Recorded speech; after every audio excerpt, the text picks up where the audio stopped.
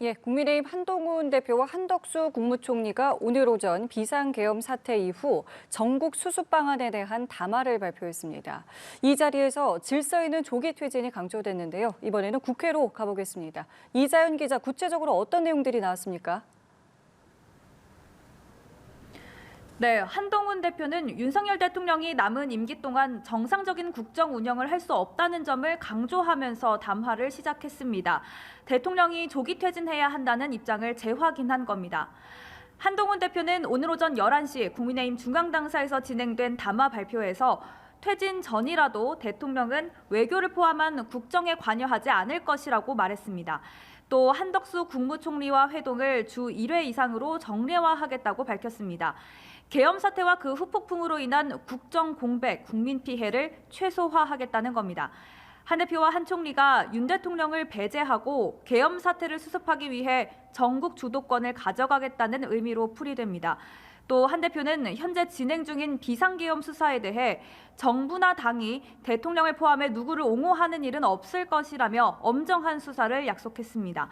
한덕수 국무총리는 같은 자리에서 현 상황에 대해 무거운 책임감을 느낀다며 고개를 숙였습니다. 이어 비상시 국정이 정상적으로 운영되려면 정부 예산안과 부수법안 통과가 필요하다며 야당의 협조를 당부했습니다. 네, 그리고 야당은 탄핵이 될 때까지 다시 추진하겠다라는 입장인데요. 한동훈 대표와 한덕수 총리 담화에 대한 반응은 어떻습니까?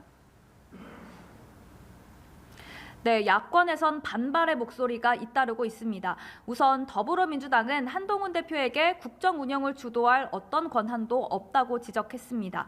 김빈석 최고위원은 오전 기자간담회에서 한동훈 대표에 대해 임기가 정해진 원외 당대표일 뿐이라며 어떤 헌법적 정치적 권한도 없다고 했습니다. 또 한 대표가 특검과 당원 게시판 댓글 사건 등으로 정치적 궁지에 몰려 있다고 꼬집었습니다. 김민석 의원은 한덕수 총리 역시 국무회의 내란 가담자로 규정했습니다. 이와 함께 내란 특검을 발족시켜 군검찰과 협력해 수사해야 한다고 촉구했습니다. 조국혁신당도 그 어떤 법적 근거도 없이 국민의 바람과 정반대 해법을 제시했다고 표현했습니다. 조국 대표는 이번 담화를 두고 한마디로 2차 친위 쿠데타를 도모하는 것이라고도 표현했습니다. 당장의 국정 공백을 최소화하기 위한 방법론을 두고도 충돌이 이어지는 가운데 탄핵을 둘러싼 여야 간 대치 역시 반복될 전망입니다. 민주당의 입장은 탄핵이 될 때까지 추진하겠다는 겁니다. 민주당은 어제 표결이 무산된 이후 매주 토요일 탄핵과 특검을 추진하겠다고 선언한 바 있습니다. 이런 가운데 우원식 국회의장은 잠시 뒤 국회에서 긴급 기자회견을 열 계획입니다. 우 의장은 한동훈 대표와 한덕수 국무총리의 담화에 대한 입장을 낼 것으로 전해졌습니다. 지금까지 국회에서 전해드렸습니다.